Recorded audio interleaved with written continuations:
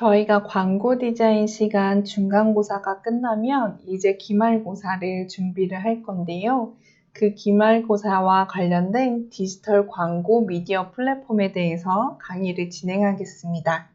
디지털 미디어가 언제부터 등장했을까요? 1990년대 중반 이후 디지털 미디어를 이용하기 시작했습니다. 2007년 1월 9일 스티븐 잡스가 전 세계 사람들을 대상으로 이렇게 얘기를 했습니다. 혁명적 제품을 소개합니다. 아이팟과 전화, 인터넷 세 가지 장치를 하나로 담은 제품입니다. 이 제품의 이름은 아이폰입니다. 라고 말이죠. 2000년대 이후에는 웹 2.0을 기반으로 한 소셜미디어가 대중에게 널리 보급되고 확산됐습니다.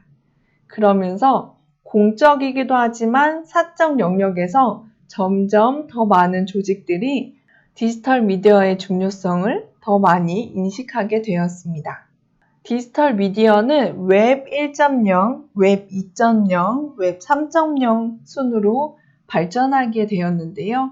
디지털 미디어는 디지털 오디오, 디지털 영상, 디지털 컨텐츠 등 디지털 코드의 기반으로 동작하는 전자매체를 말합니다. 디지털 미디어는 웹을 중심으로 발전해 왔습니다. 웹 1.0은 1994년부터 2004년까지를 말합니다. 웹 1.0은 여러분들이 웹사이트에 접속하실 때 도메인 앞에 쓰는 www를 말합니다. 이 www는 월드 와이드 웹의 약자이고요. 웹 1.0은 이용자들이 상호작용을 하기보다는 웹사이트에서 제공한 정보를 검색하고 읽기 전용 웹이었습니다. 기업에서 웹사이트를 만들면 이것을 대중에게 일방적으로 전달하는 커뮤니케이션 형식이었어요. 그런데 웹 2.0이 2004년에 도입됐습니다. 웹 2.0은 이용자 참여가 중심인데요. 블로그, 소셜 네트워크, 커뮤니티, 게시판, 내용 수집, 즉 포털 사이트 등을 이용해서 모든 사람들이 컨텐츠를 생성하고 편집함으로써 좀 더 사회적으로 연결될 수 있게 되었습니다. 이용자의 참여, 개방, 상호작용성과 같은 네트워크 효과가 활발하게 이루어진 것이죠. 2012년부터는 웹 3.0이 도입됐습니다. 웹 3.0은 이용자 협력을 말합니다. 여러 이용자들이 협력해서 웹상의 데이터를 생성하고 조직하고 관리하고 동시에 다른 이용자들이 좀 더 효과적으로 데이터를 찾을 수 있도록 하는 것인데요. 그 외에도 가상현실, 사물 인터넷 등의 기술을 활용할 수 있습니다. 웹 3.0의 특징은 개인 맞춤형 정보를 제공할 수 있는 지능형 웹 기술입니다. 이렇게 웹이 발전하고 있다가 코로나19로 갑자기 디지털 세계가 변화되었는데요. 그 변화한 4가지 포인트를 말씀드릴게요. 첫 번째는 많이 들었을 온택트입니다.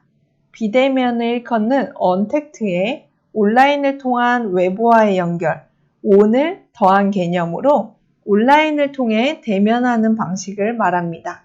온택트를 좀 더 잘하기 위해서 필요한 것은 디지털 트랜스포메이션입니다. 디지털 트랜스포메이션이란 디지털 기술을 사회 전반에 적용시켜서 정통적인 사회 구조를 혁신시키는 것인데요. 디지털 기술과 나와 연결되는 연습이 필요합니다. 여러분들은 이미 익숙해졌을 텐데요. 어디에서든 일할 수 있고, 어디에서든 공부할 수 있고, 어디에서든 사람을 만날 수 있는 매체를 선정해서 공부를 해야 합니다. 예를 들어서 저 같은 강의를 온라인으로 진행한다고 생각해보면 활용할 수 있는 방법이 어떤 게 있을까요? 음성 중심의 오디오 서비스가 있겠죠. 네이버 오디오나 팟캐스트, 오디오북 등이 있습니다. 화면 중심의 영상 서비스는 활용할 수 있는 플랫폼으로는 유튜브와 자사 플랫폼 웹사이트에 영상을 업로드하는 것들이 있겠죠. 그리고 그 외에도 블로그나 SNS 등에서도 활용할 수 있습니다. 종합 컨텐츠를 담은 디지털 문서 서비스를 만들 수도 있는데요. PDF북을 만들어서 배포할 수도 있고 블로그에 글을 문서로 쓸 수도 있습니다. 글로벌 타겟으로 한 화상 강의도 가능하고요. 화상회의 플랫폼을 이용해서 강의하는 것은 줌과 구글 미트 등을 활용할 수 있습니다. 그리고 내가 강의할 건데 같이 하자 라고 말할 수 있는 지식 클라우드 펀딩이 있는데요. 와디즈 펀딩이라는 사이트에서 내가 가진 지식을 투자자를 받아서 실제로 사업을 진행할 수 있는 경우도 있습니다. 이게 다가 아니겠죠? 디지털은 1개에서 100개로 뻗어나갈 수 있는 가능성이 있습니다. 그래서 여러분들은 반드시 공부하시고 활용하셔야 돼요. 그게 디지털 트랜스포메이션입니다. 다음은 메타버스입니다. 메타버스는 가상, 초월 등을 뜻하는 영어 단어 메타와 우주를 뜻하는 유니버스의 합성어로서 현실 세계와 같은 사회, 경제, 문화 활동이 이루어지는 3차원의 가상 세계를 말합니다. 아바타를 활용해서 단지 게임이나 가상현실을 즐기는 데 그치지 않고 실제 현실과 같은 사회, 문화적 활동을 할 수 있다는 게 특징입니다. 요즘은 코로나로 인해서 대기업 신입사원 연수를 메타버스를 활용해서 온라인상에서 만난다고 합니다. 다음은 인디펜던트 워커인데요. 제가 여러분들한테 하고 싶은 가장 핵심적인 단어입니다. 인디펜던트 워커는 개인의 기술, 능력, 자원 등을 계약을 통해서 일하고 돈을 받는 독립적인 노동 주체를 말합니다. 앞으로 코로나가 들어갔다 나왔다 반복될 수 있다고 합니다. 그리고 코로나와 함께 생활하는 위드 코로나가 곧 시작될 텐데요. 이제 우리 시대는 코로나19로 인해서 집단이 해체될 수도 있습니다. 몇백 명이 모여 한 건물에서 일하는 것이 아니라 이제는 각자가 일하는 시스템을 갖기에 너무 편리한 세상이 되고 있습니다. 여러분들이 개인이 되는 걸 두려워하지 않으셨으면 좋겠습니다. 개인의 삶이 커지면 개인과 집단이 원하는 것이 극명히 갈리게 됩니다. B2B에서 C2C 세상으로 변해가는 중인데요. 이거는 B2B는 기업 대 기업 간의 거래였는데 요즘은 C2C, 소비자와 소비자 간의 전자상거래로 변하고 있습니다. 내 개인 유튜브, 블로그, 인스타그램, 페이스북에 고객이 1000명씩만 있다면 그 고객이 원하는 걸 내가 굿즈로든지 디자인물이라든지 그 고객이 원하는 것을 내가 제공할 수 있다면 생계를 유지할 수 있습니다. 즉, 나의 직업, 나의 능력을 온라인상에서 수익화할 수 있다는 얘기입니다. 빠르게 변하는 시대를 두려워하지 마시고 이 시대에서 내가 설 자리를 고민해 보시기 바랍니다. 그래서 광고 디자인 수업에서는 여러분들의 미래를 위해 유튜브 채널을 개설합니다. 각자 미래의 나를 생각하면서 유튜브 채널명과 컨텐츠 주제를 고민해 보세요. 컨텐츠 주제를 선정하는 방법 첫 번째는 남들이 나에게 궁금해하는 것, 캐내려고 하는 정보가 무엇인지를 파악하는 겁니다. 예를 들어서 남들이 저에게 그 액세서리 어디서 샀어? 아니면 너 그거 옷 어디서 샀어? 라고 했으면 저는 패션에 대한 남다른 정보를 가지고 있다는 거겠죠. 두 번째는 2주 동안 나의 스케줄을 다 적어보는 겁니다. 그러면 나는 어디에 시간을 제일 많이 보내는지 파악할 수 있습니다. 그래서 그 제일 많이 보내는 시간을 컨텐츠로 선정할 수도 있겠죠. 그리고 세 번째는 나의 학교, 전공, 홍보 영상을 만들기입니다. 제작하게 되면 학부 유튜브에 업로드가 가능하고요. 제작하실 때는 이름, 그리고 지도교수 홍진아를 기재해 주시길 바랍니다. 그래서 광고 디자인의 수업 일정을 다시 한번 말씀드리면 10주에서 12주차 3주에 걸쳐서는 프리미어 프로 실습을 할 겁니다. 그리고 13주차는요. 유튜브 채널을 개설하고 영상 기획안을 작성할 거고요. 14주차에는 영상 제작을 시작하는데 14주차에 10초 샘플 영상과 썸네일을 저한테 제시해 주시면 제가 여러분들의 모든 영상을 합쳐서 하나의 영상으로 만들 예정입니다.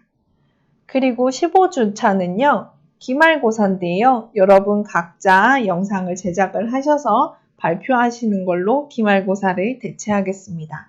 그런데 왜 광고 디자인 수업에서 영상 편집을 배울까요? 2021년 동영상 콘텐츠는 전체 온라인 트래픽의 80%를 차지합니다. 97%의 사업체가 고객이 그들의 비즈니스를 더 잘 이해하도록 돕기 위해서 회사, 제품 소개 동영상을 이용하고 있다고 합니다. 그리고 73%의 소비자들이 이런 동영상을 시청한 후에 구매를 결정했다고 해요. 소비자는 집에 있고 소비자에게 광고할 수 있는 매체는 TV, PC, 모바일 뿐입니다. 광고 디자인 수업은 현 시대에 맞춰 동영상 광고 제작을 진행합니다. 어도비에서 제공하는 동영상 편집 프로그램은 대표적인 것이 프리미어 프로와 애프터 이펙트가 있습니다. 프리미어 프로의 특징은 10분 분량의 영상이든 1시간 분량의 영상이든 긴 한 편의 영상을 만드는데 최적화된 프로그램입니다.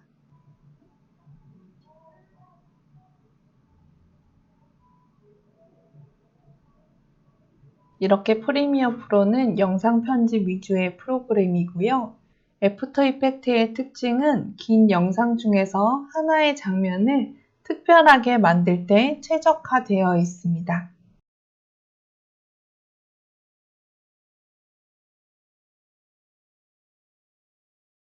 영상 편집을 목표로 하지만 프리미어를 건너뛰고 애프터 이펙트를 먼저 배우면 내가 유튜브에 올릴 영상을 만들 거라면 시간과 노력이 많이 들고 한계를 느낄 수도 있습니다. 두 프로그램의 활용은 필수와 선택인데요.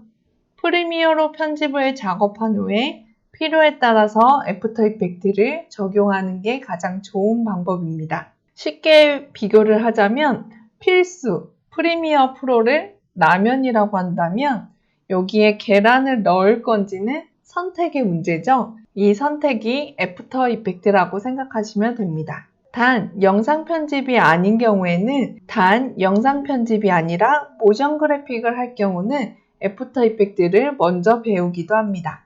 우리는 영상 편집의 기본기인 프리미어 프로를 공부하겠습니다. 유튜브 영상 편집을 위해서 기본기 다지기를 할 텐데요. 해상도 관련 용어를 알고 계셔야 되는데요. 화소, 픽셀, HD, 4K는 무슨 뜻일까요? 이미지를 구성하는 최소 단위는 화소라고 하고요.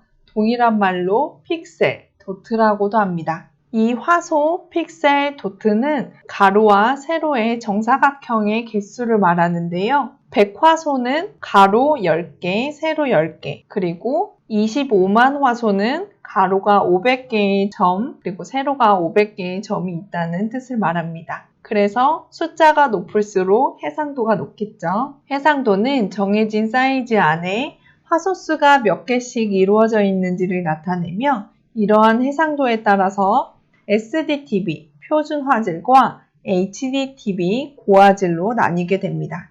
SDTV는 가로가 720픽셀, 세로가 480픽셀을 말하고요. HDTV는 가로가 1980픽셀, 세로가 720픽셀을 말합니다. 현재 가장 많이 사용되고 있는 영상 구격은요. FHD, Full HD를 말하고 가로 1920픽셀, 세로 1080픽셀을 말합니다.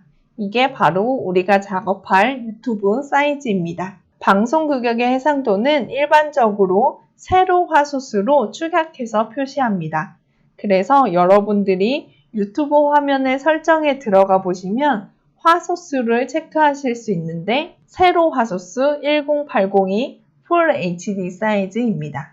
1000단위 화소수를 표시하는 것은 K라고도 하는데요. 4K는 4000화소, 8K는 8000화소를 말합니다. 이제는 연속적인 동작의 한순간, 프레임을 이해하셔야 하는데요. 영상에서 정지된 이미지 한 장을 프레임이라고 합니다.